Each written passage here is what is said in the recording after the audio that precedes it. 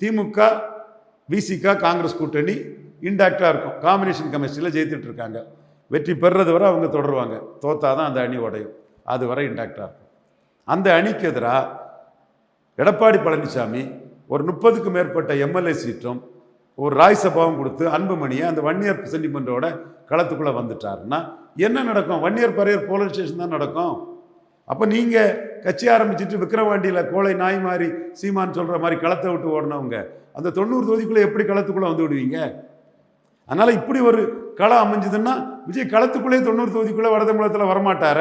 விக்கிரவாண்டியில் ஓடின மாதிரி ஓடத்தானே செய்யணும். அப்போ இவரை வச்சு ஏன் கருத்து கணிப்பு எடுக்குங்கிறது தான் பாண்டே மற்றவங்களுக்கெல்லாம் நான் கேட்குறேன். எப்போ இப்படி ஒரு வந்தால் போலரைசேஷன் தானே வரும். அதைத்தானே நான் விக்கிரவாண்டி எலெக்ஷனுக்கு முன்னாடியே சொன்னேன். போலரைசேஷன் தான் வரும். திமுக உதயசூரிய 55% ஓட்டு தாண்டும், இது பாமக 25% தாண்டும்னு 63 எடுத்தாப்புல, 29 எடுத்தாப்புல. இது விஜய்க்கு ஓட்டே கிடையாதுன்னு, பலம் நிரூபிக்காதவருக்கு ஓட்டே கிடையாதுன்னு. கள்ளக்குறிச்சி சாராயச்சாவை பார்த்தாரு. நோட்டாவுக்கு ஓட்டு குறைஞ்சி போச்சு. ஜானார்கிசாமி தன்னோட ஆளுங்களை வச்சு 20% ஓட்டு விஜய்க்கு இருக்குது. நோட்டா இங்கே பெரிய அதிசய சாதனை பண்ணோம். 50,000 ஓட்டு விஜய்க்கு இருக்குது.